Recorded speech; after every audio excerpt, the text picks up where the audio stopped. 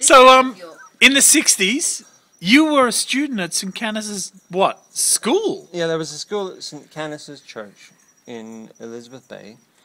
And in 1968, I was a student. So where was the actual school yard and school house? Well, the schoolyard is currently just below the church where the Canice's kitchen is. Yeah. And in Canice's hall underneath the church, if you go to the church, there's like an open space underneath the church, which is called St Canice's Hall, and that's where we used to have assembly and stuff like that. So how old were you?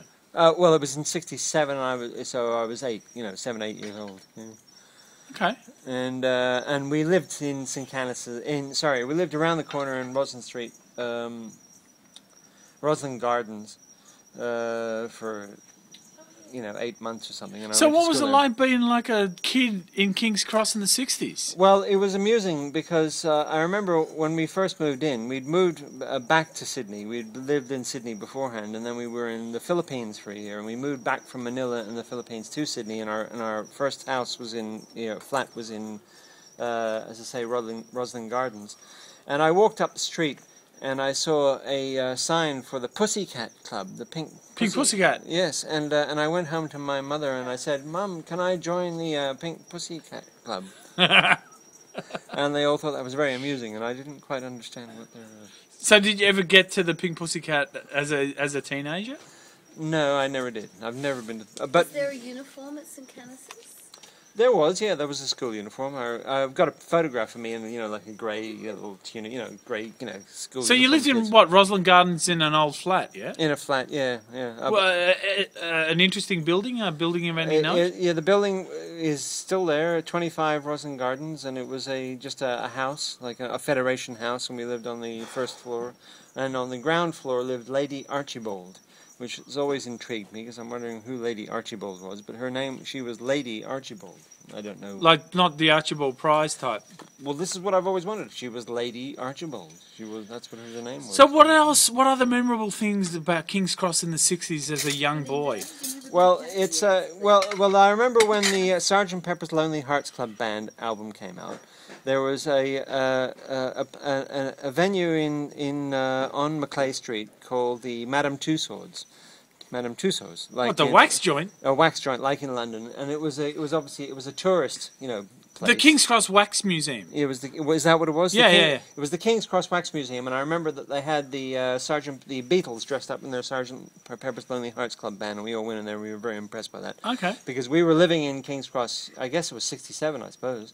Or early '68, when the Beatles album Sgt. Pepper's Lonely Hearts Club Band came out. Okay, what about all the GIs who must have been in the cross at that time, like my from brother, Vietnam? my elder brothers were more into that. My elder brother Liam, he was 10 years older than me, so he would have been in his late teens at that time. He knew some of the, he met and would go drinking and stuff like that with a lot of the GIs who are on R&R from Vietnam, and Australian soldiers, and he has stories to tell about that. And he has stories to tell about the Wizard of Woolloomooloo, who had a house in not far from King's Cross in Woolloomooloo, where loads of hippies hung out, and the whole block, what is now where the Aboriginal or the housing project area just behind Woolloomooloo is, he lived in a squat there. And were you aware of places like the Yellow House and stuff like that in Maclay Street, or was that sort of... No, I wasn't aware of the Yellow House. Okay. But... So what did you used to do to amuse yourself as a kid? Did you go walking? Did you walk through the cross? All around, the headland of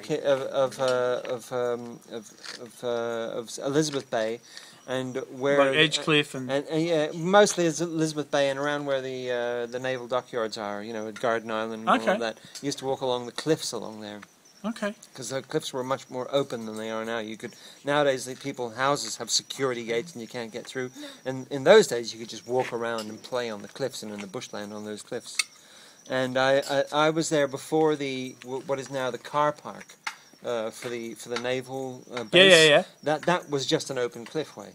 Okay. And so we used to go and play. So there was no embarkation park and all that shit. Yeah, exactly. That wasn't there. None of that was built then. And then we used to go and play on the cliffs and hang out and run around and everything. And my school, as I say, was St Canice Church, which is just around the corner.